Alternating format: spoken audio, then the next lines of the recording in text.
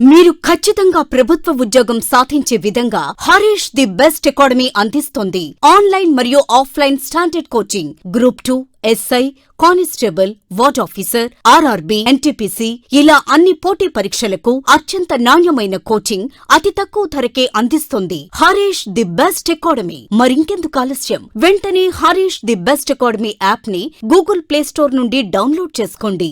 Harish the best academy. Phone number 8341116915.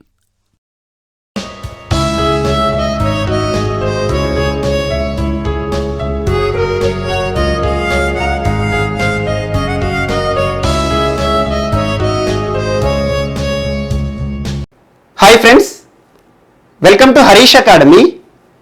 ఈరోజు వార్తల్లో నిలిచిన జాతీయ, అంతర్జాతీయ, రాష్ట్రీయ అంశాల గురించి, వార్తల్లో నిలిచిన వ్యక్తులు, అవార్డులు, పుస్తకాలు మరియు క్రీడా సంబంధిత సమాచారం, ఒక్కొక్క అంశాన్ని వివరంగా తెలుసుకునే ముందు కొన్ని హెడ్లైన్ చూద్దాం.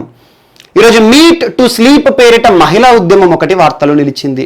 ఏ రాష్ట్రంలో జరుగుతోంది, మహిళలు చేస్తున్న ఈ ఉద్యమం యొక్క ఉద్దేశం ఏంటో చూద్దాము.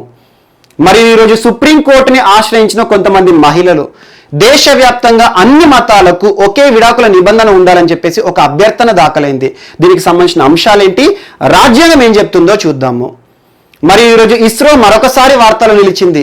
విజయవంతమైన PSLV C-50 ప్రయోగం ప్రత్యేకతలు ఏంటో చూద్దాము. మరి ఈరోజు భారత్ బంగ్లా సంబంధాల వార్తలు నిలిచాయి. నిన్న జరిగిన వర్చువల్ సమావేశంలో కుదిరిన ఒప్పందాలు ఏంటి, వాటి యొక్క ప్రత్యేకతలు ఏంటి. మరి ఈరోజు ఇంటర్నేషనల్ ఫిల్మ్ ఫెస్టివల్ ఆఫ్ ఇండియాకి సంబంధించిన షెడ్యూల్ని ప్రకటించిన ministry of information and broadcasting సంబంధిత అంశము.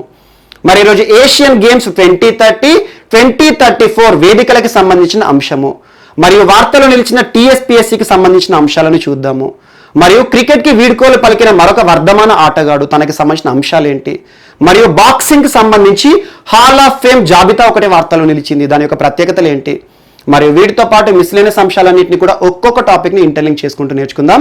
ముందుగా ఈరోజు మహిళలకి సంబంధించిన ఒక ఉద్యమం చూద్దాం. So meet to sleep, so ఈ సెంటెన్స్ గుర్తుంచుకోండి. మీట్ టు స్లీప్ పేరిట ఇటీవల ఏ రాష్ట్రంలో మహిళలు ఉద్యమాన్ని చేస్తున్నారు, ఉద్యమం ఏ రాష్ట్రానికి సంబంధించింది అంటారు. సో మోస్ట్ ఇంపార్టెంట్, బీహార్ రాష్ట్రంలోని మహిళలు చేస్తున్న ఉద్యమం. బీహార్లో కూడా ముజఫర్పూర్ ప్రాంతంలో ప్రధానంగా జరుగుతుంది. Muzaffarpur most important. So Bihar రాష్ట్రంలోని ముజఫర్పూర్ ప్రాంతంలో జరుగుతున్న ఉద్యమం, మహిళలు చేస్తున్న ఉద్యమం మీట్ టు స్లీప్.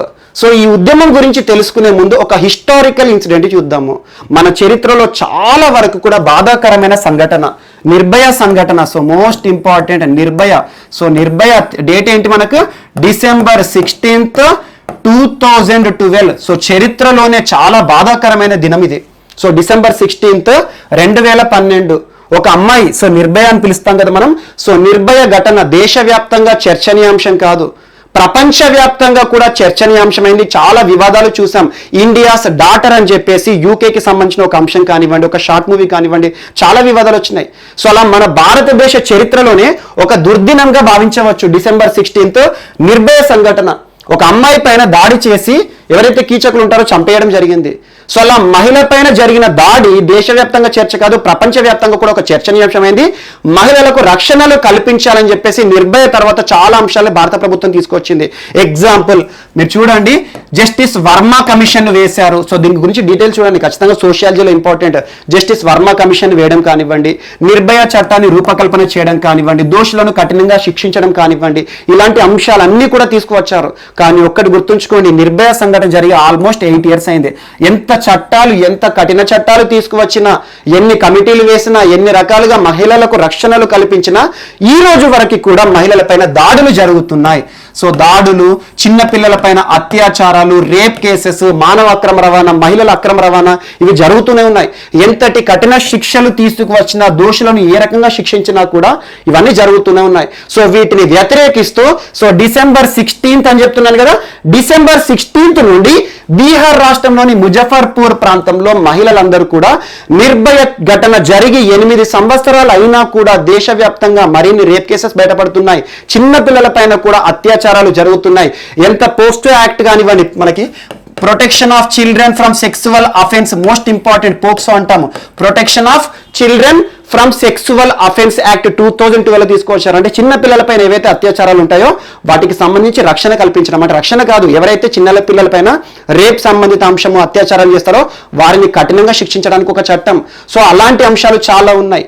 ఎన్ని చట్టాలు చిన్న పిల్లలకు రక్షణ కల్పించినా, మహిళలకు రక్షణ కల్పించినా, ఏ రకమైన రక్షణ చట్టాలు తీసుకొచ్చినా కూడా ఈ రోజు వరకు కూడా మహిళలపైన దాడులు జరుగుతూనే ఉన్నాయి అని చెప్పేసి ఆ దాడులను వ్యతిరేకిస్తూ మహిళలు ఒక వినూత్న రీతిలో నిరసనలు తెలుపుతున్నారు బీహార్ రాష్ట్రంలో. సో వినూత్న రీతిలో అంటే ఏంటంటే మహిళలందరూ కూడా రోడ్డు పైకి వచ్చి బహిరంగ ప్రదేశాల్లో నిద్రిస్తున్నారు. సో నిద్రించడం సమస్య కాదు. ప్రస్తుతం చూడండి, వింటర్ సీజన్ ఇది. వింటర్ సీజన్ మన దగ్గరే చలి ఏ రకంగా ఉంటుందో మనకు తెలుసు. అలాంటిది north India, Bihar, north eastern states కానివ్వండి, ఇక్కడ చాలా వరకు కూడా గడ్డకట్టే చలి ఉంటుంది. సో అలాంటి చలిలో నైట్ పూట రోడ్ల పైన బహిరంగ ప్రదేశాల్లో మహిళలు నిద్రపోతూ సో మాకు రక్షణలు కావాలి అని చెప్పేసి ప్రభుత్వాన్ని అభ్యర్థిస్తున్నారు. సో అలా మీట్ టు స్లీప్ పేరిట మహిళలు ఒక వినూత్న రీతిలో ఉద్యమాన్ని చేస్తూనే ఉన్నారు. ఏ రాష్ట్రంలో జరిగింది అంటారు. సో ఇప్పుడు ప్రస్తుతం జరుగుతోంది బీహార్ రాష్ట్రంలో. ఎవరి ఆధ్వర్యంలో అంటే వందనా శర్మ ఒక సోషల్ యాక్టివిస్ట్. సో వందనా శర్మ గారు అడుగుతుంది ఏంటంటే ఇంకా కఠిన చట్టాలు తీసుకురండి, మహిళలకి సంబంధించి స్వేచ్ఛనివ్వండి. సో మేము ఈ రోజు అర్ధరాత్రి పూట చలికాలంలో కూడా ఈ గడ్డకట్టే చలిలో కూడా పడుకుంటున్నామంటే దీని అర్థం ఏంటంటే ఎప్పుడైనా కూడా భారతదేశం ఈ నిందితులు ఎవరైతే ఉంటారో వారిపైన తీసుకునే చట్టాలు మాకు ఇలాంటి స్వేచ్ఛను కల్పించాలి. ఏ నిమిషమైనా కూడా మేము బయటకు వచ్చేసి మా పని మేము చేసుకునేలా మాకు కల్పించని చెప్పేసి, ఎప్పుడు ఇలాంటి వాతావరణం కల్పించని చెప్పేసి ఒక వినూత్న నిరసన. ఎప్పుడు ఇలాంటి వాతావరణం అంటే ఏంటి? ప్రస్తుతం వారు రోడ్డు పైన అర్ధరాత్రి కూర్చోవడం కానివ్వండి, నిద్రిస్తున్నారు అంటే ఏంటి?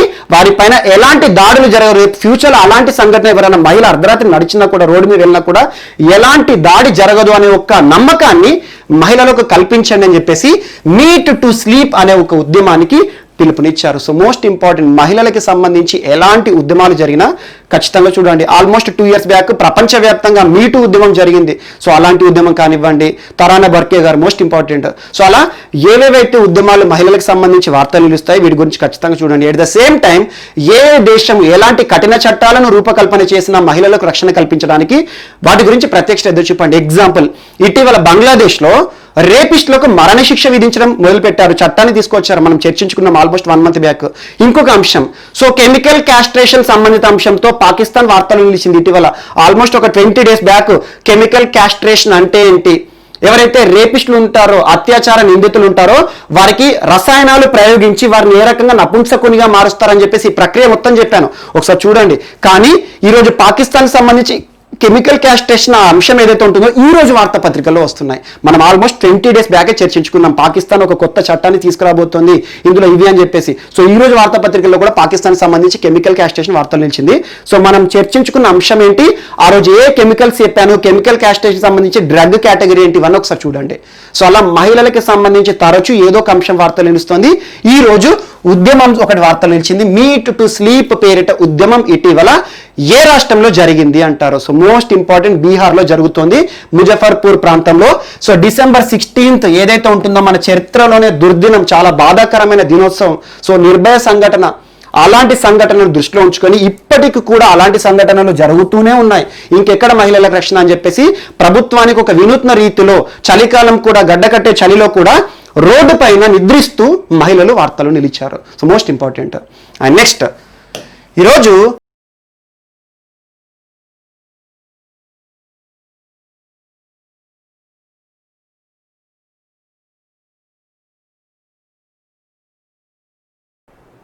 మన నెక్స్ట్ టాపిక్ వచ్చేసి ఇస్రోకి సంబంధించిన అంశం. ISRO so most important. నిన్నటి క్లాస్లో కూడా ఇస్రోకి సంబంధించి ఒక ముఖ్య అంశాన్ని మనం చర్చించుకున్నాము. Space situational awareness control centre. Space situational awareness control centre ISRO ఆధ్వర్యంలో ఏర్పాటు చేయబడిన నూతన కేంద్రం. రానున్న పోటీ పరీక్షల్లో ఈ నూతన కేంద్రానికి సంబంధించి ఏదో ఒక ప్రశ్న అడుగుతారు. ఎలా అడుగుతారు? ఇటీవల వార్తలు నిలిచిన space situational awareness control centre ఏ సంస్థ పరిధిలో ఏర్పాటు చేయబడిన నూతన కేంద్రం, ఎక్కడ ఏర్పాటు చేశారు? పీన్యా, బెంగళూరు, ఎందుకోసం ఏర్పాటు చేశారు, ఈ కేంద్రం యొక్క ఉద్దేశం ఏంటి అంటారు. సో భారతదేశం నుండి ప్రయోగించబడిన ఉపగ్రహాలు ఏవైతే ఉంటాయో వాటిని పర్యవేక్షణ చేయడము, భద్రతాపరమైన సమాచారాన్ని మనం సేకరించడం, అందుకోసం అని చెప్పేసి ఇస్రో ఆధ్వర్యంలో ఒక నూతన కేంద్రం అమల్లోకి వచ్చిందని చెప్పేసి నిన్నటి క్లాస్లో చూసాము. సో ఈ రోజు ఇస్రో సాధించిన ఒక ప్రతిష్టాత్మక విజయం వార్తలో నిలిచింది. Most important PSLV C50. So పేరు గుర్తుంచుకోండి, పిఎస్ఎల్వి C50 ప్రయోగము. సో పూర్తి ఏంటి, మనము polar satellite launch vehicle C50. పేరులోనే ఉంది, అర్థం చేసుకోండి. Launch vehicle, satellite launching vehicle. So ఉపగ్రహాన్ని, ఏదైనా శాటిలైట్ ని అనుకున్న లక్ష్యం మనకి ఏదైతే నిర్ణీత కక్షలో ప్రవేశపెట్టడానికి ఇస్రో వాడుకునే ఒక వాహన నౌక పేరు, లాంచింగ్ వెహికల్ పేరు పిఎస్ఎల్వి C50. నిన్న చేసిన వాహన నౌక పేరు పిఎస్ఎల్వి C50. అంతకుముందు పిఎస్ఎల్వి C49 అని చూసాము. సో అలా ఒక్కొక్క వాహన నౌక ఒక్కొక్క పేరు ఉంటుంది కదా, దాని ద్వారా ఏ ఉపగ్రహాలు ప్రవేశపెట్టింది ఇస్రో అని అడుగుతారు. సో అలా పిఎస్ఎల్వి C50 ప్రయోగం నిన్న విజయవంతమైంది. ఏ ఉపగ్రహాన్ని అనుకున్న కక్షలో ప్రవేశపెట్టింది పిఎస్ఎల్వి C50 ఈ వాహన నౌక అంటే CMS-01. Most important communication satellite. మనకు ప్రస్తుతం ప్రపంచానికి కమ్యూనికేషన్ సంబంధిత అవసరాలు తరచూ చూస్తున్నాం. సో మన భారతదేశానికి కావలసిన కమ్యూనికేషన్ సేవలు మనం తీసుకోవడానికి, పొందడానికి ఇస్రో ప్రయోగించింది ఈ ఉపగ్రహాన్ని. ఏ వాహన నౌక ద్వారా? పిఎస్ఎల్వి C50 అనే ఒక వాహన నౌక, ఒక రాకెట్ ద్వారా ఒక పేలోడ్ పేరేంటి? CMS-01. పేలోడ్ అంటే ఏం లేదు, ఒక రాకెట్ లో మనం ప్రయోగం చేసే ఉపగ్రహాలు, శాటిలైట్స్ ఉంటాయి కదా, అవేవైతే రాకెట్ లో మనం పంపిస్తామో, అనుకున్న లక్ష్యాన్ని పంపిస్తామో వాటిని పేలోడ్స్ అంటాము. సో అలా నిన్న పిఎస్ఎల్వి C50 ప్రయోగం ద్వారా CMS-01 అనే ఒక కమ్యూనికేషన్ శాటిలైట్ ని పంపారు. మరి ఎందుకు పంపించారంటే, యాక్చువల్గా 2011 సంవత్సరంలో ఇస్రో చేసిన ప్రయోగం GSAT-12 satellite. So most important GSAT-12 satellite ఇది ఒక కమ్యూనికేషన్ శాటిలైట్. ఇప్పటి వరకు భారతదేశానికి కమ్యూనికేషన్ సేవలు ఇస్తూ వస్తుంది. దీని యొక్క కాలం చెల్లింది. నిన్ననే మీకు ఒక అంశాన్ని చెప్పాను, ఇస్రో నుండి ప్రయోగించే, ఏ దేశమైనా సరే ప్రయోగించే ఉపగ్రహాలు నిర్ణీత కాలం మాత్రమే పనిచేస్తాయి. లైఫ్ స్పాన్ అనేది కొంతకాలం మాత్రమే ఉంటుంది, 10 ఏళ్ళ 20 ఏళ్ళ అలా నిర్ణీత కాలంలో మాత్రమే పనిచేస్తుంది. ఆ తర్వాత ఈ ప్రయోగించబడిన ఉపగ్రహాలు ఏవైతే ఉంటాయో అవన్నీ కూడా స్పేస్ డెబ్రిస్ గా మిగిలిపోతాయని చెప్పాను. సో అలా భారతదేశం నుండి 2011 జూలైలో ప్రయోగించబడిన GSAT-12 ఇప్పటి వరకు మనకు కమ్యూనికేషన్ సేవలు ఇస్తుంది. సో దీని యొక్క కాలం చెల్లింది కాబట్టి దీని స్థానంలో కమ్యూనికేషన్ సౌకర్యాలు పొందడానికి CMS-01 ఒక కమ్యూనికేషన్ శాటిలైట్ ని పంపడం జరిగింది ఇస్రో పిఎస్ఎల్వి C50 ప్రయోగం ద్వారా. మోస్ట్ ఇంపార్టెంట్, దీని ద్వారా సి బ్యాండ్ సేవలు మనకు లభ్యమవుతాయి. భారతదేశంతో పాటు అండమాన్, నికోబార్ మరియు లక్షద్వీపులు మొత్తం భారతదేశానికి కూడా కమ్యూనికేషన్ సౌకర్యాలు, అధునాతన కమ్యూనికేషన్ సౌకర్యాలు, బ్రాడ్బ్యాండ్ సేవలు లభ్యమవుతాయి. సో మోస్ట్ ఇంపార్టెంట్, దీనికి సంబంధించి మరికొన్ని అంశాలు అడుగుతారు. అదేంటంటే ఈ వాహన నౌక లాంచ్ వెహికల్ యొక్క ఎత్తు ఎంత అంటారు? 44.4 మీటర్స్. దీని యొక్క బరువు మొత్తం ఎంత అంటారు? 320 టన్స్. ప్రయోగించబడిన ఉపగ్రహం ఉంది కదా, కమ్యూనికేషన్ శాటిలైట్, దీని యొక్క బరువు ఎంత అంటారు? 1410 kgs. సో ఇలాంటి బిట్లు అడుగుతారు. అండ్ ఇస్రో ప్రయోగించింది షార్, నెల్లూరు శ్రీహరికోట నుండి ప్రయోగించిన 77th మిషన్. ఇది ఒక కమ్యూనికేషన్ శాటిలైట్ అంటున్నాను. ఎన్నవ కమ్యూనికేషన్ శాటిలైట్ అంటే 42nd కమ్యూనికేషన్ శాటిలైట్. అండ్ ఇది PSLV C50 XL series. So XL most important. So common గా మనకు లాంచ్ వెహికల్ సంబంధించి పిఎస్ఎల్వి XL అలాంటి పేర్లు ఉన్నాయి అనుకోండి. సర్వసాధారణంగా ఏదైనా ఉపగ్రహాన్ని తక్కువ దూరంలో, తక్కువ బరువు ఉన్న ఉపగ్రహాన్ని పంపించడానికి శక్తి తక్కువ అవసరం ఉంటుంది. అలాంటి వాటికి ఏంటంటే పక్కన బూస్టర్స్ అవసరం లేదు. ఆ బూస్టర్స్ ఏమంటారు అంటే, రాకెట్ కి పక్కన ఉంటాయి చూడండి, ఇలా బూస్టర్స్ ని స్ట్రాప్ ఆన్ బూస్టర్స్ అంటారు. Strap on boosters. Strap on boosters ని ఈ రాకెట్ కి బిగిస్తున్నారు అంటే మరింత శక్తిని దానికి ఇవ్వాలి అనే ఉద్దేశంతో. సో అలా ఏదైనా తక్కువ బరువున్న ఉపగ్రహాన్ని ప్రయోగించాలి, మనం నిర్ణీత లక్ష్యానికి పంపించాలనుకుంటే ఎలాంటి స్ట్రాప్ ఆన్ బూస్టర్స్ అవసరం లేదు. అలా విపరీతమైన చాలా బరువులో ఉండే ఉపగ్రహాన్ని ప్రయోగించాలంటే ఖచ్చితంగా స్ట్రాప్ ఆన్ బూస్టర్స్ కావాలి. స్ట్రాప్ ఆన్ బూస్టర్ తో చేసిన ప్రయోగాన్ని XL సిరీస్ అంటారు. వితౌట్ స్ట్రాప్ అని కామన్ గా పిఎస్ఎల్వి పేరుతో పిలుస్తాము. సో ఇది ఒక XL సిరీస్. అందులో XL లో కూడా 2 రకాలుగా ఉంటాయి మళ్ళీ. సో XL లో QL సిరీస్, DL సిరీస్ అంటారు. సో QL అంటే ఏంటంటే ఈ రాకెట్ కి చుట్టుపక్కల 2 స్ట్రాప్ ఆన్ బూస్టర్స్ ఉంటాయి. సో 2 స్ట్రాప్ ఆన్ బూస్టర్స్ అంటే ఏంటంటే, ఇప్పుడు ఎగ్జాంపుల్ రాకెట్ ఇలా ఉంది, ఈ rocket without strap on boosters అంటే నేరుగా ఇలా లాంచ్ చేస్తారు. ఇక్కడ పేలోడ్ ఉంటుంది, శాటిలైట్ ముందు భాగంలో ఉంటుంది, ఎందుకంటే అంత దహనం అయిపోతుంది. సో అలా దీనికి 2 స్ట్రాప్ ఆన్ బూస్టర్స్ పెట్టినాం అనుకోండి, ఇది ఎక్సెల్లో QL సిరీస్ అన్నట్టు. మరియు ఒకవేళ 4 స్ట్రాప్ ఆన్ బూస్టర్స్ పెడుతున్నాం అంటే ఇందులో పంపించే పేలోడ్ ఉపగ్రహం చాలా బరువైంది అన్నట్టు. సో అందుకోసం 4 ఇంధనం ఏదైతే ఉంటుందో శక్తిని కల్పించడానికి 4 స్ట్రాప్ ఆన్ బూస్టర్స్ ఆడుతున్నాం. దాన్ని DL సిరీస్ అంటాము. సో ఎక్సెల్ అనే పేరు ఉంటే ఈ స్ట్రాప్ ఆన్ బూస్టర్స్ ఉంటాయి అన్నట్టు రాకెట్ కదా, ఒకటి గుర్తుంచుకోండి. అధిక బరువులో ఉండే ఉపగ్రహాన్ని నిర్ణీత లక్ష్యంలోకి పంపించడానికి ఈ స్ట్రాప్ ఆన్ బూస్టర్ సాయంతో శక్తిని పొందుతుంది రాకెట్. ఇది ఒకటే గుర్తుంచుకోండి, ఎందుకంటే సైన్స్ అండ్ టెక్నాలజీ మీకు ఇవన్నీ తెలిసే ఉంటాయి. సో అలా అనుకున్న లక్ష్యానికి జియో స్టేషనరీ ఆర్బిట్ లోకి మనం అనుకున్న శాటిలైట్ CMS-01 శాటిలైట్ ని ఇస్రో సక్సెస్ఫుల్ గా లాంచ్ చేయడం జరిగింది. ఈ ప్రయోగం అంతా కూడా కేవలం 20.11 సెకండ్లు, అంటే 20 నిమిషాల 11 సెకండ్లో మొత్తం ప్రయోగం అయిపోయింది. సో మధ్యాహ్నం 3 గంటల 11 నిమిషాలకు ఇస్రో నెల్లూరు శ్రీహరికోట నుండి ఈ లాంచ్ వెహికల్ ప్రారంభమైంది. విత్ ఇన్ 20 minutes లో జియో స్టేషనరీ ఆర్బిట్ లో CMS-01 కమ్యూనికేషన్ శాటిలైట్ ని అనుకున్న లక్ష్యంలో ప్రవేశపెట్టడంతో మిషన్ అంతా పూర్తయింది. So most important. సో దీనికైనా ఖర్చు ఎంత అంటారు? 255 crore రూపీస్. 255 crore రూపీస్ లో ఈ వెహికల్ ఉంటుంది కదా, రాకెట్ కి ఎక్కువ ఖర్చు అవుతుంది. 130 కోట్లు ఈ రాకెట్ కే అయింది.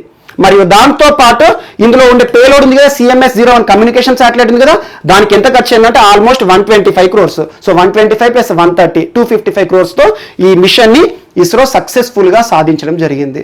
సో అలా ఈ PSLV సిరీస్ లో మనకి 52nd, PSLV-C సిరీస్ లో 50th ప్రయోగము, మరియు కమ్యూనికేషన్ శాటిలైట్ 42nd, మరియు నెల్లూరు శ్రీహరికోట నుండి పంపించిన ఈ రాకెట్లు ఏదైతే ఉంటుందో 77th. సో అలా ఈ నెంబర్స్ ఏవైతే ఉంటాయి ఇవన్నీ గుర్తుంచుకోండి. సో అలా 22nd ఎక్సెల్ సిరీస్ వెహికల్ నిన్న లాంచ్ చేయడం జరిగింది ఇస్రో ఆధ్వర్యంలో నెల్లూరు శ్రీహరికోట నుండి. అండ్ ఇస్రోకి సంబంధించి ఇటీవల launch vehicles PSLV-C-49 almost 1 month back మనం చూసాము. సో దాని గురించి కానివ్వండి, ఇస్రోకి సంబంధించి ఇటీవల నిన్న వార్తలు నిలిచిన నూతన కేంద్రము, మరియు ఇస్రో ఇప్పుడు సెకండ్ లాంచ్ ప్యాడ్ కోసం కూడా కొన్ని ప్రయత్నాలు, కొన్ని చర్చలు చేస్తుంది. ముఖ్యంగా తమిళనాడు రాష్ట్రంలోని తూత్తుకుడి జిల్లా కులశేఖరపట్నంలో సెకండ్ లాంచ్ ప్యాడ్, సేమ్ శ్రీహరికోటకి ఏదైతే మనం శాటిలైట్లను తీసుకొచ్చేసి రాకెట్ తయారు చేసి పంపిస్తామో అలా శ్రీహరికోటకి సంబంధించి మరొక లాంచ్ ప్యాడ్ మనకి ఇస్రో ఆధ్వర్యంలో మరొక లాంచ్ ప్యాడ్ కోసం తూత్తుకుడి ప్రాంతంలో సెర్చ్ చేస్తున్నారు. ఎందుకంటే లాంచ్ ప్యాడ్ ఎక్కడి నుండి పడితే అక్కడ రాకెట్ లాంచ్ చేయలేము, వాతావరణం అనుకూలించాలి. సో వాతావరణం అనుకూలించకపోతే కూడా దీని ప్రయోగాన్ని ఆపేస్తారు, కౌంట్ డౌన్ కూడా ఆపేస్తారు.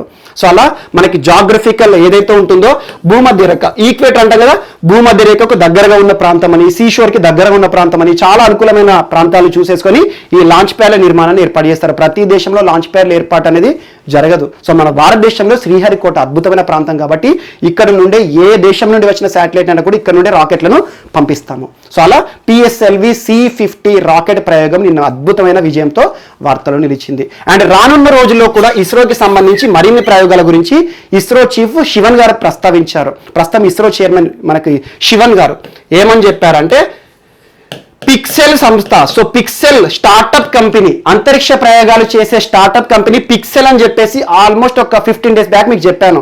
సో పిక్సెల్ వారు తయారు చేస్తున్న ఒక remote sensing satellite Anand satellite ని, మరియు దాంతో పాటు స్పేస్ కిడ్స్ అనేది ఏంటంటే ఇది ఒక స్టార్టప్ కంపెనీ, అంతరిక్ష ప్రయోగాలు చేస్తున్న స్టార్టప్ కంపెనీ, ప్రైవేట్ సంస్థ. వీరు చేస్తున్న సతీష్ అనే ఒక శాటిలైట్ ని, మరియు యూనివర్సిటీ కన్సార్టియం వారు తయారు చేస్తున్న యుని శాటిలైట్. సో చాలా ఉన్నాయి, ఎందుకంటే ఇటీవల భారత ప్రభుత్వం ఇన్స్పేస్ అనే ఒక కార్యక్రమాన్ని ప్రారంభించింది. సో అలా Indian national space promotion and authorisation centre InSpace ఆధ్వర్యంలో ఇప్పటివరకు ఇస్రో చేస్తున్న ప్రయోగాలు ఏవైతే ఉంటాయో ప్రైవేట్ సంస్థలకి కూడా భాగస్వామ్యం ఇవ్వాలి, ప్రైవేట్ సంస్థల ప్రాధాన్యతతో మనము వారితో కలిసి మనం ప్రయోగాలు చేస్తే మరిన్ని విజయాలు సాధిస్తామని చెప్పేసి ఇన్స్పేస్ ద్వారా ప్రైవేట్ స్టార్టప్ కంపెనీలకు కూడా భారత ప్రభుత్వం సాయం చేస్తుంది, ప్రోత్సాహిస్తుంది. అందులో ఈ ప్రైవేట్ శాటిలైట్స్ ఏవైతే ఉన్నాయో ప్రైవేట్ స్టార్టప్ కంపెనీలు వీరు తయారు చేస్తున్న ఈ శాటిలైట్స్ అన్నింటినీ కూడా 2021లో ఇస్రో లాంచ్ చేయనుంది అని చెప్పేసి, శ్రీహరికోట నుండి లాంచ్ చేయనుంది అని చెప్పేసి మరొక అంశాన్ని కూడా ప్రస్తావించారు. సో ఇక్కడ పిక్సెల్కి సంబంధించి ఆనంద్ గుర్తుంచుకోండి, మరియు మనకి స్పేస్ కిడ్స్ సంబంధించి సతీష్. సో వీటికి సంబంధించి మనం ఏదైతే 2021లో వార్తలు ఇస్తాయో అది చాలా ఇంపార్టెంట్, ఎందుకంటే ప్రైవేట్ శాటిలైట్లను లాంచ్ చేయడం అనేది చాలా ఇంపార్టెంట్. సో అది నెక్స్ట్ ఇయర్ చూస్తాం మనం. సో ఈరోజు PSLV-C-50 ప్రయోగం అనేది వార్తల్లో నిలిచింది, మోస్ట్ ఇంపార్టెంట్. అండ్ నెక్స్ట్ ఈరోజు ఇండియా బంగ్లాదేశ్ సంబంధాలు వార్తలు నిలిచాయి, మోస్ట్ ఇంపార్టెంట్. భారత్ మరియు బంగ్లా నిన్న 2 దేశాధినేతల మధ్య వర్చువల్ సమావేశం జరిగింది. భారత ప్రధాని నరేంద్ర మోదీ గారు మరియు బంగ్లా ప్రధాని షేక్ హసీనా గారి మధ్యలో ఒక వర్చువల్ సమ్మిట్ జరిగింది. సో ఈ వర్చువల్ సమ్మిట్ లో దాదాపు 7 ఒప్పందాలు కుదిరాయి 2 దేశాల మధ్యలో కూడా. 7 కూడా కొన్ని ఇంపార్టెంట్ గుర్తుంచుకోండి. అందులో ఏంటంటే చిల్హాటి హల్దీబారి, చిల్హాటి, హల్దీబారి. యాక్చువల్గా హల్దీబారి అనేది వెస్ట్ బెంగాల్లో ఉంటుంది, చిల్హాటి అనేది బంగ్లాదేశ్. ఈ హల్దీబారి, చిల్హాటి ఈ రెండు ప్రాంతాల మధ్యలో రైల్వే లైన్ పునరుద్ధరణకి సంబంధించి ఒప్పందం జరిగింది. ఇది చారిత్రకం. యాక్చువల్గా 1965 బంగ్లాదేశ్ ఏర్పడక ముందు ఈ రైల్వే లైన్. సో దీనికి సంబంధించి ఈ పునరుద్ధరణ కార్యక్రమాల విషయంలో ఒప్పందం జరిగింది. మరియు దాంతోపాటు వ్యవసాయం విషయంలో రెండు దేశాలు కూడా సహకారం ఒక దేశానికి ఒకరం ఇచ్చిపుచ్చుకోవాలి. మరియు దాంతోపాటు జౌలి సంబంధిత సంబంధాలు, జౌలి మనకి జనపనార అంటాం, గోల్డెన్ ఫైబర్ ఆఫ్ ఇండియా. మనకి జౌలి పండించే ప్రాంతాలు వెస్ట్ బెంగాల్ ప్రాంతము, ఈ బీహార్ కానివ్వండి, మరియు బంగ్లాదేశ్ ప్రపంచంలోనే మోనోపోలి, ఏకచక్రాధిపత్యం అంటారు. సో జౌలి మన జనపనార, మనము జనపదారం అంటాం కదా, బియ్యపు సంచులకు ఉంటాయి. సో అలాంటి జౌలి గోల్డెన్ ఫైబర్ కి సంబంధించి ఈ ప్రాంతాలు మన భారతదేశంలోని వెస్ట్ బెంగాల్ మరియు ప్రపంచంలో బంగ్లాదేశ్ టాప్ ప్లేస్ లో ఉంటుంది. సో అలా జౌలి సంబంధిత అంశం విషయంలో పరస్పరం సహకారం చేసుకోవాలి. మరియు సరిహద్దు సమస్యలను ఇద్దరు కూడా చర్చించుకొని సమస్యల పరిష్కారం చేసుకోవాలి. అండ్ రెండు దేశాల మధ్యలో వివాదాస్పదమైన నది ఏదైతే ఉంటుందో తీస్తా నది గురించి ఇక్కడ ప్రస్తావన ఏం రాలేదు. సో తీస్తా నది అనేది రెండు దేశాల మధ్యలో ఏ దేశాల మధ్యలో వివాదాస్పదమైన నది అని అడుగుతారు. సో తీస్తా అదొకటి ఇంపార్టెంట్.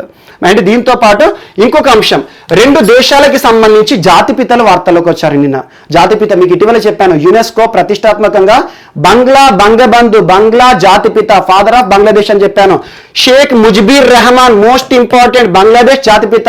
సో బంగ్లాదేశ్ మొట్టమొదటి దేశాధ్యక్షుడు, ప్రెసిడెంట్ ఆఫ్ బంగ్లాదేశ్ షేక్ ముజిబుర్ రెహమాన్ మరియు భారత జాతిపిత మహాత్మా గాంధీ. వీరిద్దరికి సంబంధించి డిజిటల్ ఎగ్జిబిషన్ కూడా వీరిద్దరు కలిసి రెండు దేశాధినేతలు ప్రారంభించారు. డిజిటల్ ఎగ్జిబిషన్ ఎవరికి సంబంధించి అంటే రెండు దేశాలకి సంబంధించి జాతిపితల డిజిటల్ ఎగ్జిబిషన్ కూడా ఈ కార్యక్రమం ద్వారా ప్రారంభించారు. మరియు రానున్న రోజుల్లో కూడా రెండు దేశాలకు సంబంధించి సంబంధాలు బలోపేతం కావాలని చెప్పేసి ఇరువురు కూడా ఆకాంక్షించారు. అందులో కొన్ని చరిత్రకి సంబంధించిన అంశాలను ప్రస్తావించారు. చరిత్రకు సంబంధించి అంటే ఏంటంటే 1971 యాక్చువల్గా భారత్ పాకిస్తాన్తో యుద్ధం చేసింది. పాకిస్తాన్ వర్సెస్ ఇండియా రెండు దేశాల మధ్యలో యుద్ధమైంది. ఇందులో భారతదేశం విజయం సాధించింది. విజయ్ దివాస్ మనకు చాలా ఇంపార్టెంట్. సో అలా విజయం సాధించింది. ఈ విజయం సాధించడం ద్వారానే బంగ్లాదేశ్ దేశం ఏర్పడింది. ఇక్కడ ఒక చిన్న అంశం, అంటే మొత్తం డీటెయిల్స్ చెప్పడానికి మనకు టైం ఉండదు అనుకోండి, ఎందుకంటే ఈ 1 అవర్లో మనం చెప్పుకోవాలి. సో అలా మనకు చరిత్రలో భారతదేశానికి స్వాతంత్రం వచ్చే ముందు 1947 మనం ఆగస్టు 15 స్వాతంత్రం వచ్చింది కదా, అంతకంటే ముందుగా మతం ఆధారంగా పాకిస్తాన్ వేర్పడింది భారతదేశం నుండి ఏర్పడిందే పాకిస్తాన్, కానీ మతం ఆధారంగా. సో అలా థియోక్రటిక్ నేషన్, థియో అనే పదం ఎక్కడున్నా కూడా మతానికి సంబంధించిన అంశం. సో అలా థియోక్రటిక్ నేషన్ పాకిస్తాన్ ఏర్పడింది.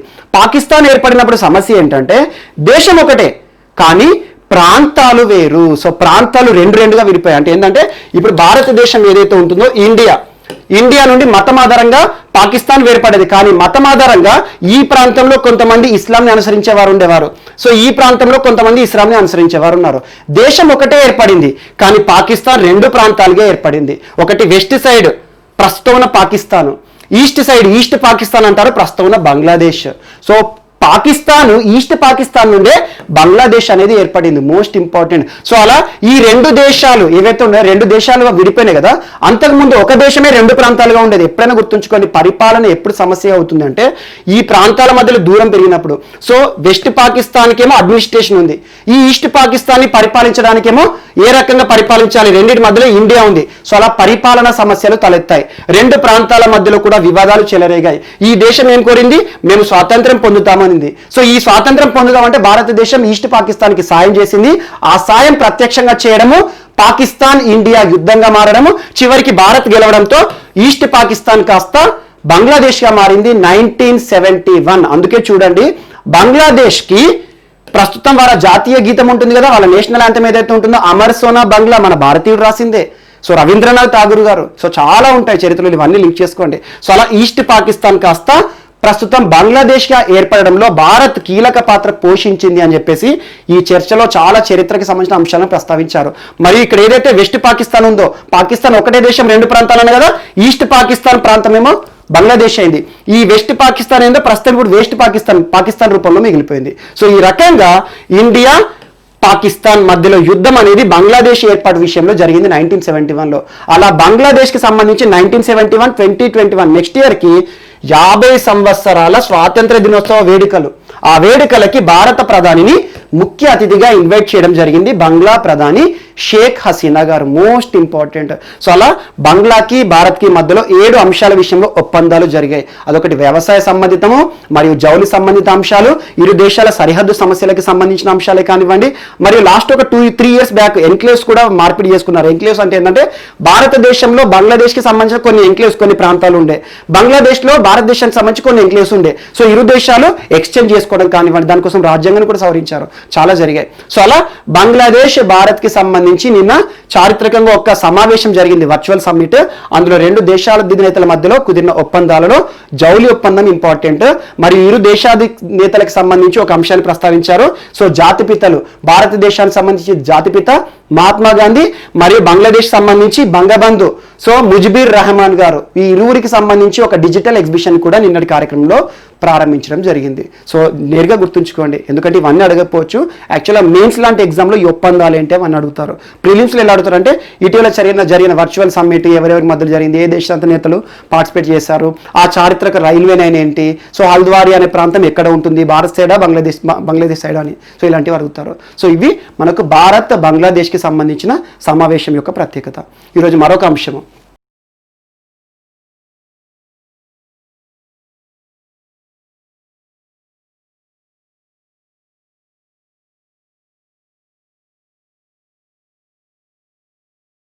సో ఈరోజు మన నెక్స్ట్ టాపిక్ వచ్చేసి వార్తల్లో వ్యక్తులు. ఈరోజు వార్తల్లో నిలిచిన ఫస్ట్ పర్సన్స్ టీఎస్పీఎస్సీకి సంబంధించిన వ్యక్తులు. So Telangana state public service కమిషన్కి సంబంధించి ప్రస్తుత చైర్మన్ గంటా చక్రపాణి గారు ఈరోజు వార్తల్లో నిలిచారు. గంటా చక్రపాణి గారు మోస్ట్ ఇంపార్టెంట్ పర్సనాలిటీ. ఖచ్చితంగా పేరు గుర్తుంచుకోండి, రానున్న పోటీ పరీక్షలు ఏవైనా కూడా తన గురించి అడిగే అవకాశం ఉంది.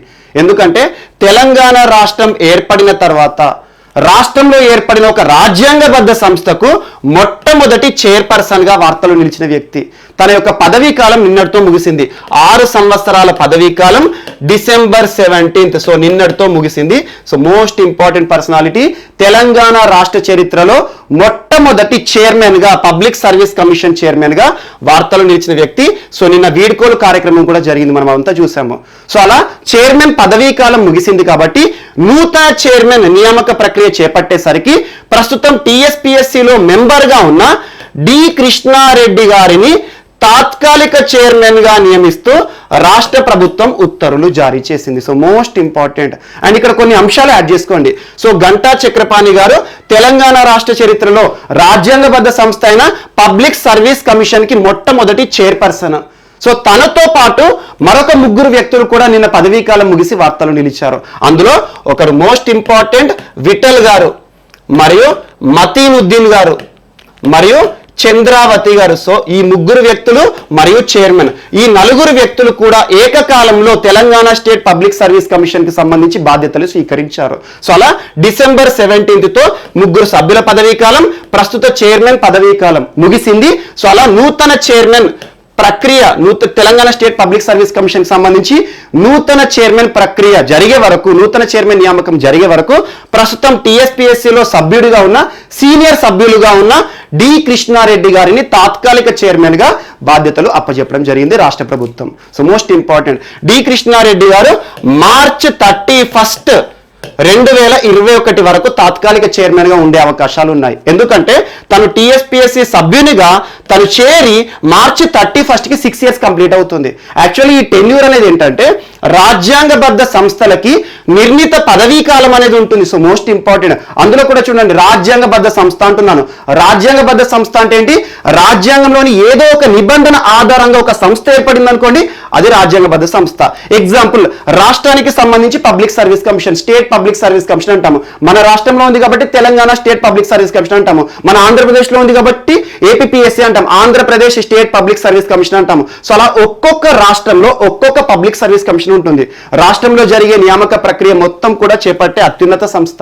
సో అలా పబ్లిక్ సర్వీస్ కమిషన్ కి సంబంధించి రాజ్యాంగ నిబంధనలు ఏ ఆర్టికల్లో ఉంటాయంటే, సో పార్ట్ 14, సో 14వ విభాగం, అందులో ఆర్టికల్ 315 నుండి 323. సో ఇవన్నీ గుర్తుంచుకోండి. సో అలా ఆర్టికల్ 316(2) ఆధారంగా సభ్యులు మరియు చైర్మన్ యొక్క పదవీ కాలానికి సంబంధించిన అంశాలను సూచిస్తుంది. సో అలా రాజ్యాంగబద్ధ సంస్థకి సంబంధించి చైర్మన్ పదవీ కాలం 6 సంవత్సరాలు ఉంటుంది. అండ్ ఇంకొక అంశం చాలా మంది ఇటీవల కాలంలో వార్తాపత్రికల్లో రాశారు. సో ప్రస్తుతం ఉన్న చైర్మన్ గంటా చక్రపాణి గారి పదవిని మరికొంతకాలం పొడిగించే అవకాశాలు ఉన్నాయి. కానీ ఒక్కటి గుర్తుంచుకోండి, రాష్ట్ర ప్రభుత్వానికి అధికారం లేదు. ఎందుకంటే రాజ్యాంగం చెప్తున్న నిబంధన ఏంటంటే, సో చైర్పర్సన్ కి సంబంధించి ఎక్స్టెండ్ చేయాలి, తన పదవీ కాలం కనుక కొనసాగించాలి అనుకుంటే రాజ్యాంగంలో ఎలాంటి నిబంధన కూడా లేదు. సో 6 సంవత్సరాల పదవీ కాలం ముగిసిన తర్వాత ఖచ్చితంగా తన యొక్క పదవి ముగిసినట్లే. సో అలా ఎక్స్టెన్షన్ సంబంధించి రాజ్యాంగంలో ఎలాంటి నిబంధన లేదు. సో అందుకోసం అని చెప్పేసి తన యొక్క పదవీ కాలం ముగిసింది. కానీ ఇక్కడ ఒక నిబంధన ఉంటుంది. ఎవరైతే ఇప్పటి వరకు రాష్ట్ర పబ్లిక్ సర్వీస్ కమిషన్ లో మెంబర్స్ గా ఉండి పదవీ కాలం ముగిసిన వ్యక్తులైనా కూడా వారిని చైర్మన్ గా నియమించే అధికారం మాత్రం రాష్ట్ర ప్రభుత్వానికి ఉంది. సో చైర్మన్ గా నియమిస్తే మరొక 6 సంవత్సరాలు కూడా బాధ్యతలు స్వీకరించవచ్చు. ఒకవేళ ప్రస్తుతం Telangana state public service commission chairperson Ganta Chakrapani గారు ఉన్నారు. తనకున్న అవకాశాలు ఇంకోటి ఏంటంటే యూనియన్ పబ్లిక్ సర్వీస్ కమిషన్ ఉంటుంది. జాతీయ స్థాయిలో మనకు కేంద్ర నియామకాల సంస్థ. So union public service commission విషయంలో ఒక మెంబర్ గా కానివ్వండి, లేదంటే చైర్పర్సన్ గా కానివ్వండి వెళ్ళే అవకాశాలు ఉన్నాయి. సో అలా చాలా కాన్సిక్వెన్సెస్ ఉంటాయి. సో అలా రాష్ట్ర పబ్లిక్ సర్వీస్ కమిషన్ అనేది ఒక రాజ్యాంగబద్ధ సంస్థ కాబట్టి దీనికి చైర్మన్ అనేవారు ఖచ్చితంగా ఉండాలి. సో ప్రస్తుతం చైర్మన్ పదవీ కాలం ముగియడంతో నూతన చైర్మన్ సంబంధించి ఇటీవల నవీన్ చంద్ గారు వస్తారని చెప్పేసి చాలా వార్తాపత్రికలు చూసాము. కానీ ప్రభుత్వం తాత్కాలిక చైర్పర్సన్ గా డి కృష్ణారెడ్డి గారు ఎవరంటే ప్రస్తుతం టీఎస్పీఎస్సీలో ఒక member, senior most member D Krishna Reddy గారికి తాత్కాలిక చైర్మన్ గా బాధ్యతలు అప్పగిస్తూ ఉత్తర్వులు జారీ చేసింది. అండ్ ఇక్కడ రాజ్యాంగంలోని కొన్ని అంశాలు గుర్తుంచుకోండి. కొన్ని పదవుల విషయంలో నియమించే అధికారం ఒకరికి ఉంటుంది, తొలగించే అధికారం ఒకరికి ఉంటుంది. ఎగ్జాంపుల్ చూడండి, టీఎస్పీఎస్సీ రాజ్యాంగబద్ధ సంస్థ అంటున్నాను. టీఎస్పీఎస్సీకి సంబంధించి చైర్మన్ అయినా లేకపోతే సభ్యులనైనా నియమించే అధికారం ఎవరికి ఉంటుందంటే గవర్నర్. సో స్టేట్ గవర్నర్కి ఉంటుంది. ఆ రాష్ట్ర గవర్నర్ ఎవరైతే ఉంటారో ఆ రాష్ట్రంలో ఉండే పబ్లిక్ సర్వీస్ కమిషన్ కి నియమించే ప్రక్రియ. సో చైర్మన్ అయినా సభ్యులనైనా సో ప్రభుత్వం యొక్క సిఫార్సుల మేరకే నియమిస్తారు. ఎవరిని నియమించాలి నిర్ణయించాలనేది ప్రభుత్వం నిర్ణయిస్తుంది. సో ఆ అంశాల ఆధారంగా రాష్ట్ర గవర్నర్ వీరిని నియమించే అధికారాన్ని కలిగి ఉంటాడు. కానీ తొలగించే అధికారం మాత్రం రాష్ట్ర గవర్నర్ చేతిలో ఉండదు. సో మోస్ట్ ఇంపార్టెంట్, ఇలాంటి పదవులు ఏవైతే ఉంటాయో వాటన్నిటిని సపరేట్ గా చదవండి. సో నియమించే అధికారం ఒకరికి ఉండడము, తొలగించే అధికారం ఒకరికి ఉండడం. ఎగ్జాంపుల్, టీఎస్పీఎస్సీకి సంబంధించి చైర్మన్ ని మరియు సభ్యులను నియమించే అధికారం ఎవరికి ఉంటుంది రాజ్యాంగ రీత్యా అంటారు. ఎగ్జామ్ ఇదే బిట్ అడుగుతారు. సో రాష్ట్ర గవర్నర్ కు ఉంటుంది. సో తొలగించే అధికారం ఎవరికి ఉంటుందంటే గవర్నర్ కు ఉండదు. సో తొలగించే అధికారం మాత్రం రాష్ట్రపతికి ఉంటుంది. So most important, president of India మాత్రమే ఒకసారి నియమితులైన వ్యక్తులు, సభ్యులు ఎవరైతే ఉంటారో, చైర్మన్ ఎవరైతే ఉంటారో వీరికి సంబంధించి తొలగింపు నిర్ణయం అనేది కలిగి ఉండే అధికారం ఉంటుంది. సో మోస్ట్ ఇంపార్టెంట్, ఇటువంటి అంశాలు ఖచ్చితంగా యాడ్ చేసుకోండి. ఎందుకంటే కాన్స్టిట్యూషన్ సంబంధించి ఎవరైనా వార్తల్లో వ్యక్తులు నిలిస్తే అక్కడ సబ్జెక్ట్ని లింక్ చేసుకోండి. సో టీఎస్పీఎస్సీ అనగానే ఒక రాజ్యాంగబద్ధ సంస్థ. రాజ్యాంగబద్ధ సంస్థ ఏ నిబంధన ప్రకారం ఏర్పడింది అంటారు? ఆర్టికల్ 316 ఆధారంగా. అందులోని సబ్ ఆర్టికల్ 2 అనేది 316(2) అనేది ఈ చైర్మన్ కి సంబంధించి మరియు సభ్యులకు సంబంధించి పదవీ కాలాన్ని సూచించేది. సో ఇలాంటి అంశాలు ఏవైతే ఉంటాయో రాజ్యాంగబద్ధ సంస్థ అయితే దానికి ఆర్టికల్స్ అన్ని లింక్ చేసుకోండి. తొలగించే అధికారము మరియు నియమించే అధికారం కానివ్వండి, సభ్యులుగా కొనసాగిన వారు తిరిగి చైర్మన్ గా నియమించవచ్చా, ఆ రకంగా చేయవచ్చా, లేదంటే చైర్మన్ గా ఉన్న వ్యక్తిని పదవీ కాలం పొడిగించవచ్చా, ఇలాంటి కాన్సిక్వెన్సెస్ అన్ని కావాలి అంటే మనకు కాన్స్టిట్యూషన్ లో ఉంటాయి. పార్ట్ 14 ఆర్టికల్ 315 నుండి article 323 most important. And next, so ఈ ఇద్దరు వ్యక్తులు గుర్తుంచుకోండి. గంటా చక్రపాణి గారు రాష్ట్ర చరిత్రలోనే తెలంగాణ రాష్ట్రం ఏర్పడిన తర్వాత ఒక చరిత్ర, ఎప్పటికైనా ఫ్యూచర్లో కూడా రానున్న పోటీ పరీక్షలు ఇంకా 15-20 అయినా కూడా అడుగుతారు. ఎందుకంటే ఫస్ట్ ఇన్ ద స్టేట్ అనే కేటగిరీ ఇంపార్టెంట్. సో అలా రాష్ట్ర చరిత్రలోనే మొట్టమొదటి వ్యక్తి ఒక రాజ్యాంగబద్ధ సంస్థ కాబట్టి ఎప్పటికైనా తను ఇంపార్టెంట్ పర్సనే. సో తన యొక్క పదవీ కాలం ముగిసింది, చైర్మన్ పదవీ కాలం వార్తలు నిలిచారు. సో అలా నూతన చైర్మన్ కి సంబంధించి ప్రక్రియని రాష్ట్ర ప్రభుత్వం ఇంకా చేపట్టలేదు కాబట్టి నూతన చైర్మన్ నియామకం జరిగేసరికి ప్రస్తుతం రాష్ట్ర పబ్లిక్ సర్వీస్ కమిషన్ లో సభ్యునిగా ఉన్న డి కృష్ణారెడ్డి గారిని ప్రస్తుతం తాత్కాలిక చైర్మన్ గా బాధ్యతలు ఇస్తూ రాష్ట్ర ప్రభుత్వం ఉత్తర్వులు జారీ చేసింది. So most important. సో వారితో పాటు ఈ 3 పర్సన్స్ పేరు కూడా గుర్తుంచుకోండి. సభ్యుల యొక్క పదవీ కాలం ముగింపు. వీరందరూ కూడా ఈ 4 పర్సన్స్ కూడా రాష్ట్ర పబ్లిక్ సర్వీస్ కమిషన్ లో మొట్టమొదటి వ్యక్తులుగా గుర్తుంచుకోండి. అండ్ నెక్స్ట్, శశిశేఖర్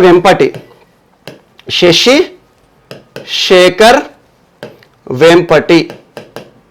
సో ఎవరు అంటే ప్రస్తుతం CEO Prasar Bharati. So most important మీడియాకి సంబంధించి CEO, chief executive officer of Prasar Bharati. నేరుగా బిట్ అడుగుతారు జీకే బిట్లు అయితే.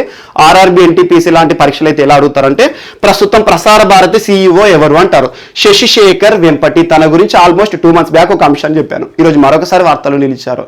ఎందుకంటే వైస్ ప్రెసిడెంట్, ఉపాధ్యక్షులు ఏసియా పసిఫిక్ బ్రాడ్కాస్టింగ్ గ్రూప్ కి broadcasting union, Asia Pacific broadcasting union కి నూతన ఉపాధ్యక్షులుగా ఈరోజు ఎన్నికై వార్తలు నిలిచారు. సో నేరుగా గుర్తుంచుకోండి, ఏషియా పసిఫిక్ బ్రాడ్కాస్టింగ్ యూనియన్ ఎక్కడ హెడ్ క్వార్టర్ గా ఉంటుంది అంటే కౌలాలంపూర్. సో కౌలాలంపూర్ ఎక్కడ?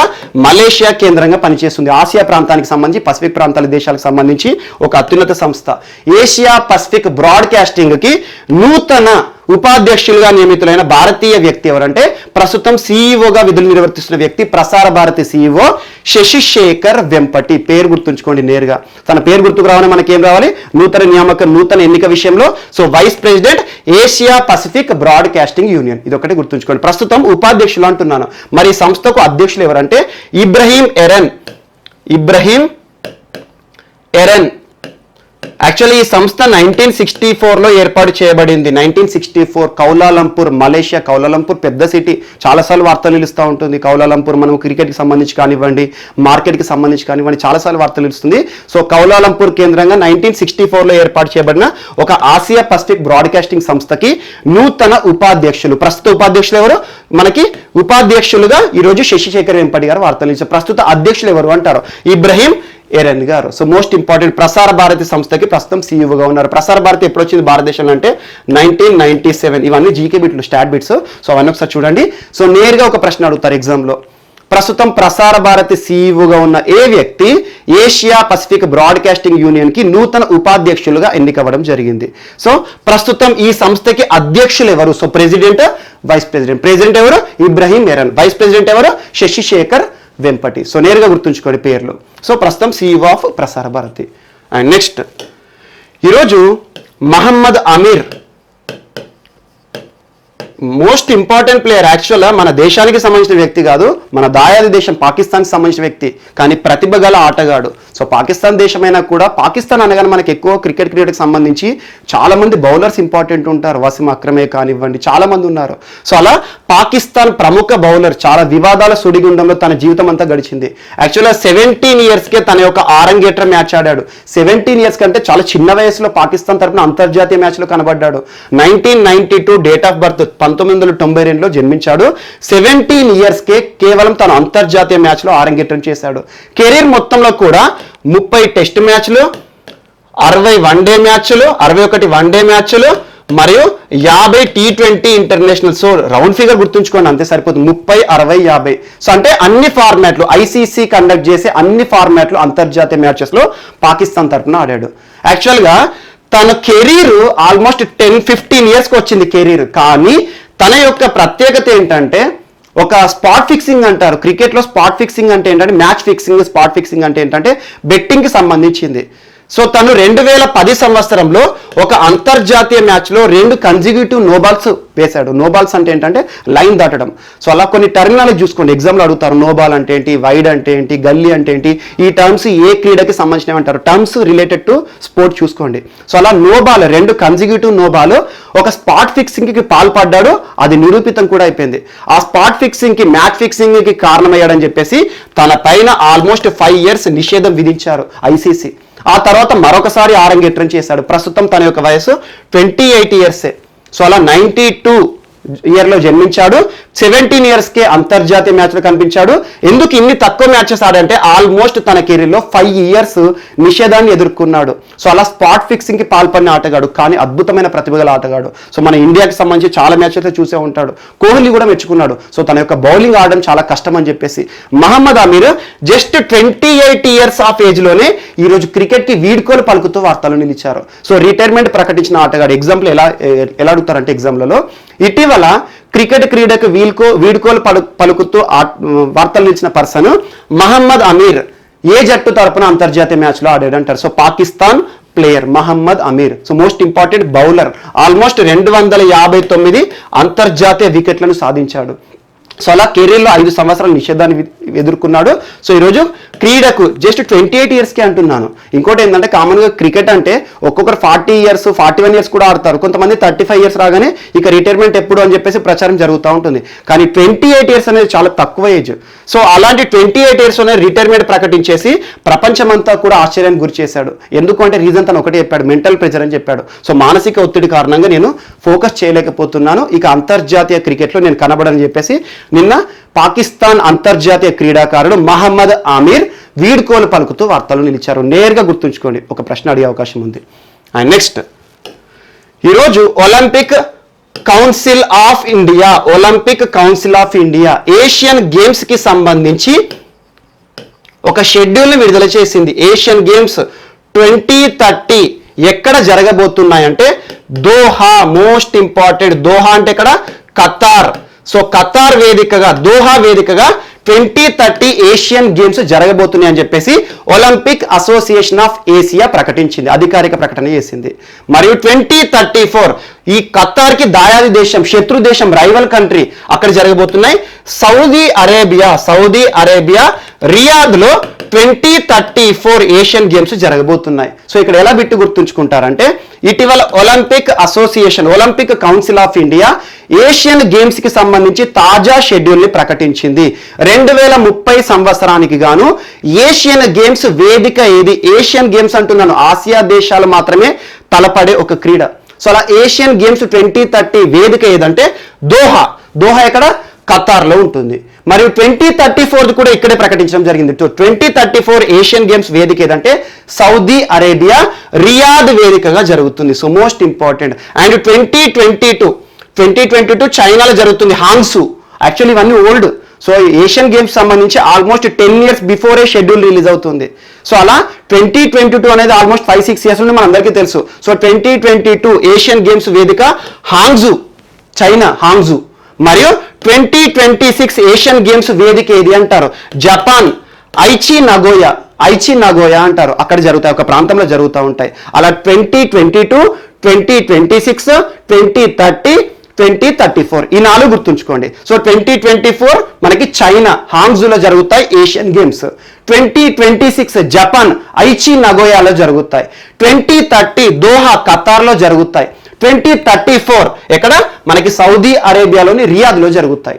అండ్ ఇక్కడ మనం గమనించాల్సిన అంశం ఏంటంటే ఈ గ్యాప్ చూడండి, 2022, 2026, 2030, 2034 అంటే ప్రతి ఏషియన్ గేమ్స్ మధ్యలో, ఈ ఛాంపియన్షిప్ మధ్యలో 4 ఇయర్స్ గ్యాప్ వస్తుంది. అంటే ప్రతి 4 సంవత్సరాలకు ఒకసారి ఏషియన్ గేమ్స్ అనేవి జరుగుతాయి. ఏదో ఒక వేదిక, ఆసియా ఖండంలోని ఏదో ఒక దేశంలో ఒక వేదికలో జరుగుతాయి. దీనికి సంబంధించి షెడ్యూల్ అనేది ఆల్మోస్ట్ ఒక 10-15 ఇయర్స్ బిఫోరే షెడ్యూల్ ప్రకటన జరుగుతుంది. సో అలా షెడ్యూల్ ప్రకటించేవారు ఎవరంటే ఒలింపిక్ కౌన్సిల్ ఆఫ్ ఏషియా నిన్న అధికారికంగా ప్రకటించింది 2030, 2034 వేదికలకు సంబంధించి. యాక్చువల్గా 2022, 2026 వేదికలకు సంబంధించి ఒక 10 ఇయర్స్ బ్యాక్ ప్రకటించడం జరిగింది. మనం ఇప్పటివరకు చాలా ఎగ్జామ్లో పోటీ పరీక్షలు అడిగారు. సో చైనా హాంగ్జూలో 2022 వేదిక, మరియు 2026లోనేమో ఐచి నగోయా జపాన్, 2030 ఏమో మనకి దోహా ఖతార్లో ఉంటుంది, మరియు రియాద్ సౌదీ అరేబియాలో 2034 ఏషియన్ గేమ్స్ హోస్ట్ ఇవ్వబోతున్నాయి. ఇవన్నీ హోస్ట్ ఆతిథ్య దేశాలు అన్నట్టు. అండ్ నెక్స్ట్, ఈరోజు మరొక అంశం, 51st international film festival of India. యాక్చువల్గా 51st international film festival of India. ఈ international film festival of India ఎప్పుడైనా ఇండియాలో జరుగుతుంది, గోవాలో జరుగుతుంది. యాక్చువల్లీ ఈ సంవత్సరం ఎప్పుడంటే దాని షెడ్యూల్ నవంబర్ 20 నుండి 28 మధ్యలో జరగాలి. కానీ కరోనా ప్రభావం వల్ల పెద్ద ఆస్కార్ పురస్కారాలే వాయిదా పడుతున్నాయి. సో అలా కరోనా కారణంగా వాయిదా పడుతూ వస్తున్నాయి. సో నూతన షెడ్యూల్ విడుదల చేయడం జరిగింది.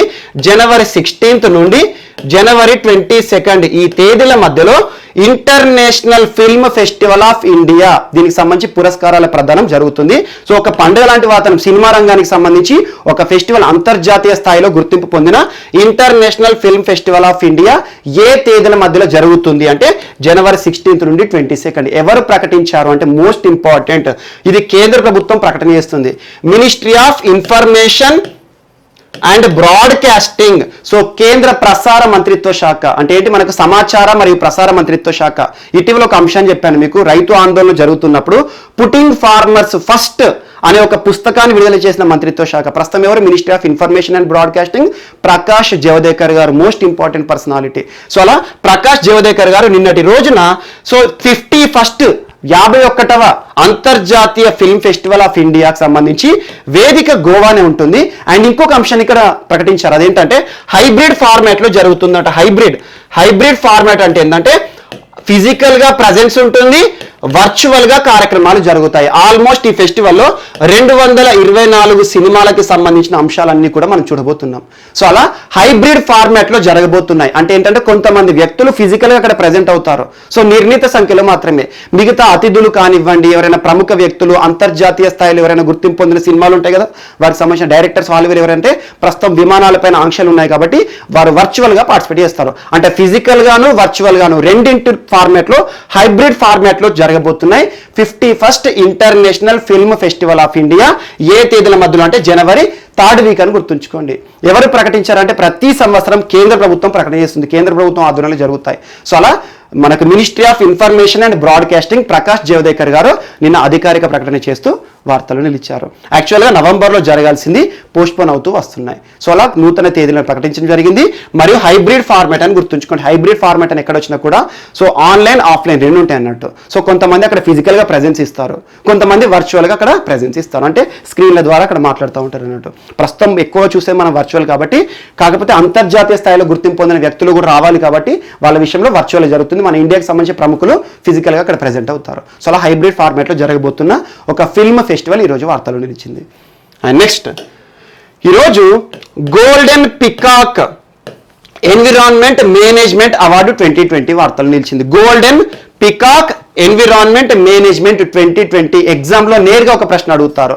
2020 సంవత్సరానికి గాను గోల్డెన్ పికాక్ మేనేజ్మెంట్ పురస్కారాన్ని పొందిన సంస్థ ఏది అంటే steel authority of India. Steel దిగ్గజ సంస్థ, మోస్ట్ ఇంపార్టెంట్, చాలాసార్లు మనం చూస్తున్నాం. సేల్ అంటాం మనం, sale, steel authority of India limited, sale సంస్థ ఈ సంవత్సరానికి గాను మనకి గోల్డెన్ పికాక్ ఎన్విరాన్మెంట్ మేనేజ్మెంట్ పురస్కారాన్ని పొంది ఈరోజు వార్తలు నిలిచింది. సో ఎగ్జామ్లో ఎలా పెట్టారుతారంటే 2020 సంవత్సరానికి గాను సస్టైనబిలిటీ అంశం ఆధారంగా, సస్టైనబిలిటీ అంటే ఏం లేదు, యాక్చువల్గా స్టీల్ అథారిటీ ఆఫ్ ఇండియా అంటున్నాను, ఇది ఒక పెద్ద భారీ పరిశ్రమ. సో ఇక్కడ నుండి మనం ఏం చేస్తారంటే పర్యావరణాన్ని దృష్టిలో ఉంచుకొని వారి యొక్క మ్యానుఫ్యాక్చరింగ్ కానివ్వండి, సస్టైనబిలిటీ కాన్సెప్ట్ ఆధారంగా పర్యావరణానికి హాని జరగకుండా కాలుష్య ఉద్గారాలను తగ్గించుకుంటూ వీరి యొక్క పనితీరు అనేది ప్రదర్శించినందుకు గాను ఈ సంవత్సరానికి golden peacock environment management award పురస్కారం దక్కి వార్తలు నిలిచింది. సో నేరుగా అడుగుతారు 2020 గోల్డెన్ పికాక్ ఎన్విరాన్మెంట్ మేనేజ్మెంట్ పురస్కారము సాధించిన సంస్థ ఏది స్టీల్ రంగంలో అంటారు. So steel authority of India limited, ఇది ఒక్కటే గుర్తుంచుకోండి, ఇంతకు మించి వేరే ప్రశ్న అడిగారు. సో డైరెక్టర్స్ ఎవరైతే ఉంటారో దీనికి సంబంధించి ఒక బోర్డు ఉంటుంది. సో ఆ బోర్డు ఈ పురస్కారం విషయంలో ప్రతి సంవత్సరం ఒక్కొక్క సంస్థని ఎంచుకునే అవకాశం ఉంటుంది. సో అలా ఈ సంవత్సరానికి సేల్ గోల్డెన్ పికాక్ ఎన్విరాన్మెంట్ మేనేజ్మెంట్ పురస్కారము 2020, ఇది ఒకటే గుర్తుంచుకోండి. అండ్ నెక్స్ట్ ఈరోజు మరొక అంశం, సో బాక్సింగ్కి సంబంధించి, so boxing hall of fame players ఈరోజు వార్తలు నిలిచారు. హాల్ ఆఫ్ ఫేమ్, ఏదైనా క్రీడకి సంబంధించి హాల్ ఆఫ్ ఫేమ్ అన్నాం అనుకోండి, వారు ఏ క్రీడకి సంబంధించిన వ్యక్తులైతే ఉంటారో ఆ రంగంలో వారికంటూ ప్రత్యేక ప్రతిభ కనబరిచి చరిత్రలో ఎప్పటికీ గుర్తుండాలి అనే అంశం ఎవరైతే ఉంటారో ఆ వ్యక్తులను హాల్ ఆఫ్ ఫేమ్ కేటగిరీలో చేరుస్తారు. సో ఈరోజు boxing hall of the fame 2020 వార్తలు నిలిచారు. ప్రముఖ వ్యక్తులు మనకి ఫ్లాయిడ్ మేవెదర్, సో చాలా మందికి తెలిసే ఉంటుంది ఫ్లాయిడ్ మేవెదర్. సో అమెరికన్, తను సృష్టించిన రికార్డు బాక్సింగ్ రంగంలో ఎవరు కూడా సృష్టించలేదు. So Floyd Mayweather first person. మరియు లైలా అలీ ఎవరు అంటే ఒక బాక్సింగ్ దిగ్గజం. మనకి మహమ్మద్ అలీ చాలా important person. So Muhammad Ali గారి కుమార్తె లైలా అలీ గారు. మరియు దాంతోపాటు మనకి విలియం క్లిచ్కో, ఈ ముగ్గురు పేర్లు మాత్రమే గుర్తుంచుకోండి. So Mayweather, Floyd Mayweather, Laila Ali, William Klitschko ఈ సంవత్సరానికి గాను hall of the fame players గా వార్తలు ఇచ్చారు. ఎగ్జామ్లో వీరు అందరి గురించి ఇంక ఉన్నారు. వార్డ్, మనకి నెక్స్ట్ ఓల్ఫే అని చెప్పేసి, ట్రైమేర్ అని చెప్పేసి, గోల్డ్మన్ అని చెప్పేసి చాలా మంది ఉన్నారు. కానీ వీరి గురించి మనకి ప్రశ్న అడగరు. కానీ ఈ ముగ్గురు మాత్రం ప్రస్తుతం ప్రపంచవ్యాప్తంగా కూడా చాలా గుర్తింపు పొందిన వ్యక్తులు కాబట్టి ఈ ముగ్గురు పేర్లు గుర్తుంచుకోండి. 2020 బాక్సింగ్ హాల్ ఆఫ్ ఫేమ్ లో ఇటీవల గుర్తింపు పొందిన మాజీ బాక్సింగ్ దిగ్గజాలు ఎవరంటారు? ప్రస్తుతం మాజీ దిగ్గజాలకి ఇస్తారు. ఆ ఏదైతే రంగం ఉంటుందో ఆ క్రీడలో వారికంటూ ప్రతిభ కనబరిచిన వారు రిటైర్మెంట్ వీడ్కోలు ప్రకటించిన తర్వాత చరిత్రలో ఎప్పటికీ వారి పేర్లు ఉండాలని చెప్పేసి హాల్ ఆఫ్ ఫేమ్ కేటగిరీలో వాళ్ళ పేర్లు చేరుస్తారు. అందులో ఈ సంవత్సరం కానీ 2020 బాక్సింగ్ లో ఫ్లాయిడ్ మేవెదర్, లైలా అలీ గారు మరియు విలియం క్లిచ్కో ఈ ముగ్గురు వ్యక్తులు కూడా చోటు సంపాదించుకున్నారు. ఎవరు ఈ hall of fame list release చేస్తారంటే international boxing federation. So most important అంతర్జాతీయ స్థాయిలో బాక్సింగ్ కి సంబంధించి సమాఖ్య ఉంటుంది కదా, వారు ఈ హాల్ ఆఫ్ ఫేమ్ కి సంబంధించి జాబితాను విడుదల చేస్తారు ప్రతి సంవత్సరం. సో ఈ సంవత్సరానికి ఈ ముగ్గురు పేర్లు గుర్తుంచుకోండి. మిగతా పేర్లు గుర్తుంచుకుంటే షార్ట్ కట్ లో గుర్తుంచుకోండి. వార్డ్, వోల్ఫీ, గుడ్మన్, ట్రిమియర్. సో ఈ పేర్లు గుర్తుంచుకోండి. జస్ట్ ఈ ముగ్గురు పేరు మాత్రం ఖచ్చితంగా ఎగ్జామ్లో అడుగుతారు. అందులో కూడా most important Floyd Mayweather. So తను సృష్టించిన రికార్డులు ప్రపంచవ్యాప్తంగా అన్బీటెన్ ప్లేయర్ తను. సో అలాంటి ప్లేయర్ గురించి ఖచ్చితంగా ఆడే అవకాశం ఉంది. సో వీరు ఈరోజు మనకు వార్తల్లో నిలిచిన వ్యక్తులు. మిస్లేనియస్ అంశాలు ఏమైనా మిగిలిపోతే మాత్రం మనం రేపటి క్లాస్లో యాడ్ చేసుకొని నేర్చుకుందాం. రేపు కలుద్దాం. Thank you.